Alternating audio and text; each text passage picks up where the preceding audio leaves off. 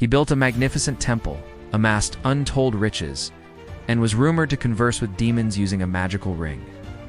But behind the gilded facade of his life, he had his hands stained with blood and his heart hardened with betrayals. Welcome to my channel. And today, let us unfurl the hidden narratives of the controversial King Solomon. Around 970 BC, when the nation of Israel basked in the early glow of prosperity under the rule of King David, the eldest son of David and his wife Bathsheba ascended to the throne. Born of royal lineage, he inherited a legacy that expected him to be a beacon of wisdom and justice. Thus began the reign of King Solomon. Prodigious student of his father, he continued the tradition of seeking wisdom as the cornerstone of his governance. When God offered him boons, he asked for wisdom above all else. Touched by his humility and desire for good governance, God granted him what he asked for and more. He bestowed upon him immense wealth and fame that reached distant lands, turning his court into one of the most resplendent courts of the ancient world. Now, having a reputation for justice, his judgments became renowned, attracting people from far and wide to seek his counsel. So much so that even the Queen of Sheba traveled with her retinue to test his wisdom with riddles, only to be amazed and astounded by his insights and understanding. But the adulation and awe he inspired had a darker twin. A hushed murmur followed him wherever he went, whispers of questionable choices, clandestine alliances, and a trail of mistresses that stretched from Jerusalem to distant shores. There were rumors that he was so enamored by the allure of power that he resorted to eliminating those who stood in his way. It is said that soon after ascending the throne, he engineered the demise of his half-brother Adonijah, who had also laid claim to the crown. Adonijah, once a contender, was found slain, his royal aspirations cut short, fueling speculation about Solomon's ruthlessness. Now, while some claimed it was a strategic move to secure his reign, others whispered that it was a cold-blooded murder, tarnishing the young king's image. Now, woven into the tapestry of his rise to power, were tales of forbidden romances and political marriages gone awry. Solomon's marital history reads like a thriller novel, full of intrigue and deceit. As part of his strategy to forge alliances, he married the daughter of Pharaoh, the Egyptian monarch. However, as the years passed, he turned his attention to foreign princesses from far-off lands. It is documented that he wed a Canaanite princess and then another from Moab. But his heart did not find rest, even after these unions. Historians believe that he kept numerous concubines and mistresses, living a life of unrestrained passion. Now, these relationships, far from being mere dalliances, were intricate power plays. Each marriage was a strategic alliance, a pact between kingdoms. Yet within the gilded walls of his palace, they painted a different picture. They spoke of a man driven not just by duty, but by unrestrained desire. Amidst this whirlwind of relationships, there were whispers of a disturbing trend, a predilection for marrying women who had been married before. One such instance involved a woman named Abishag, who became the object of King David's desire. Now, despite her tender age, David succumbed to his desires, disregarding the norms of the time. When confronted by Nathan the prophet, David's heart was heavy with remorse. Nathan pointed out the gravity of his actions, emphasizing that though he was king, should not violate the sanctity of his relationship with God. Years later, when Abishag entered Solomon's life, rumors swirled in Jerusalem. People whispered about Solomon's choice, questioning if he was aware of the scandalous circumstances surrounding her. This choice, seemingly an intimate personal matter, became a topic of town gossip. It mirrored the turmoil in the kingdom, hinting at the erosion of morality and the blurring of lines in the pursuit of pleasure. At the zenith of his power, Solomon made a decision that would send shockwaves through his kingdom and beyond.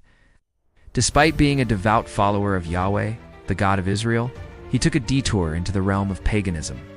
It is alleged that under the influence of his foreign wives, he began to worship deities like Ashtoreth, the Phoenician goddess of fertility, and Chemosh, the Moabite war god.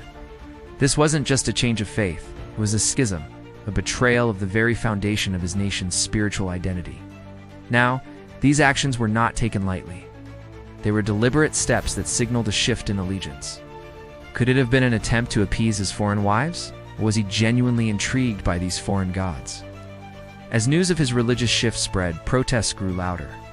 The citizens of Israel, deeply rooted in their faith, were aghast. Prophets like Elijah and Ahab raised their voices in condemnation, denouncing Solomon's actions as a departure from the covenant their forefathers had with God. In the annals of history, his decision stands out as a pivotal moment. It marked the beginning of a decline, both spiritually and politically, for the kingdom of Israel. This phase of Solomon's life wasn't just a personal journey. It was a defining moment for Israel. It was a religious upheaval that foreshadowed the nation's eventual split.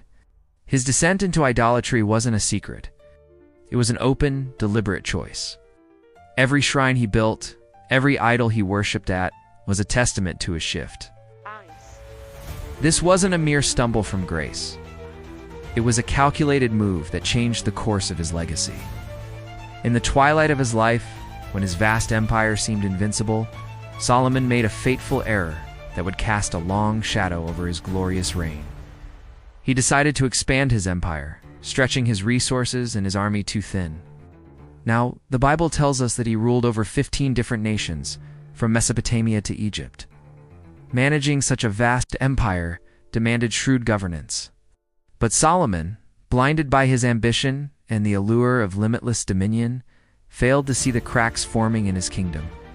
As his forces spread across the land, the loyalty of his subjects started to fray.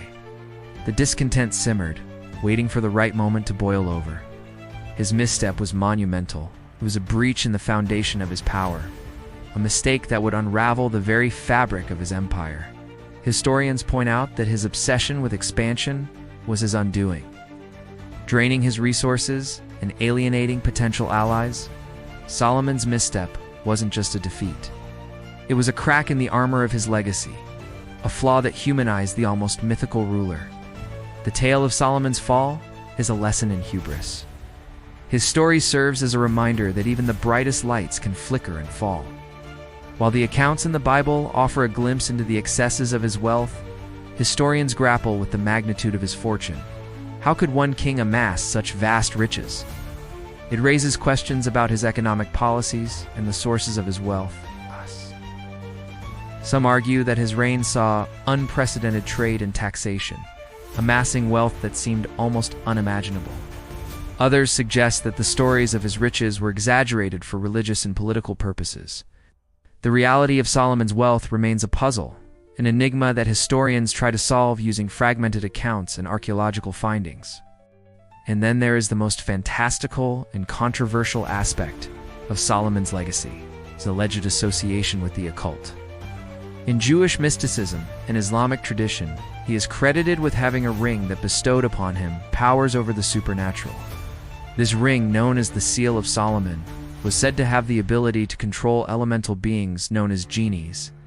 The stories surrounding this ring are a blend of myth and legend, making it difficult to separate fact from fiction.